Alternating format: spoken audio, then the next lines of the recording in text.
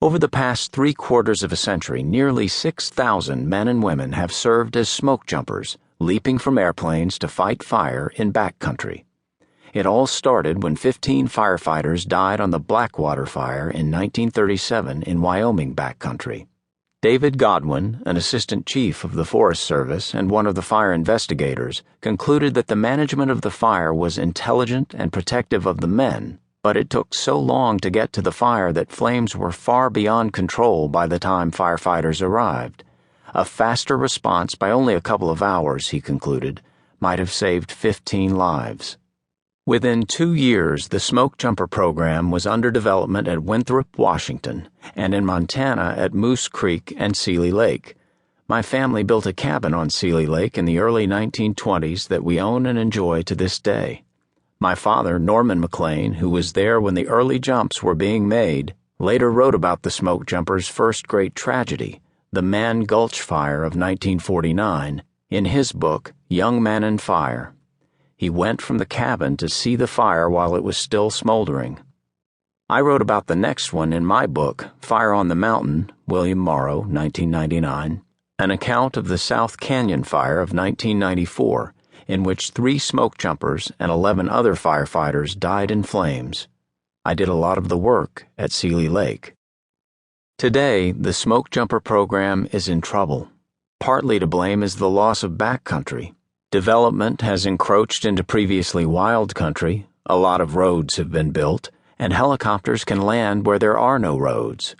Modern regulatory life being what it is, however, many fire supervisors are suspicious of the smokejumpers, always individualistic, sometimes arrogant, prone to jump injuries. Smokejumpers don't fit in well with the bureaucratic slowness that too often marks getting started on a fire. Supervisors often decline to call for smokejumpers as a first resort instead of taking advantage of their finer qualities: quick to a fire, capable of independent action, tireless, and an inspiration to others to perform at peak level. The good news is that smokejumping's storied past may help maintain its future.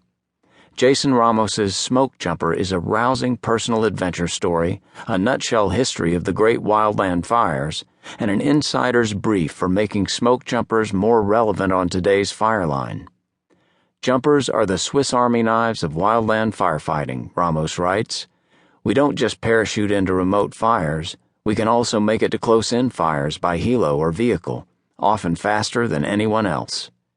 Ramos is a Puerto Rican kid from suburban Los Angeles, small as smokejumpers run, who put in years as a municipal firefighter in hell attack, shunned minority preferences, hid a serious injury, and eventually achieved his ambition to become a smokejumper. That's enough material for a book, but there are other smokejumper books around, and probably more to come as more jumpers step out of parachute harness and take up the pen. What distinguishes Smokejumper is Ramos's mixing of fire history and personal anecdote. He interspersed his own story with brief accounts of the great wildland fires of the past, from the catastrophic Upper Middle West fires of the 19th century to the Yarnell Hill Fire of 2013. Ramos has personal ties to several of these fires.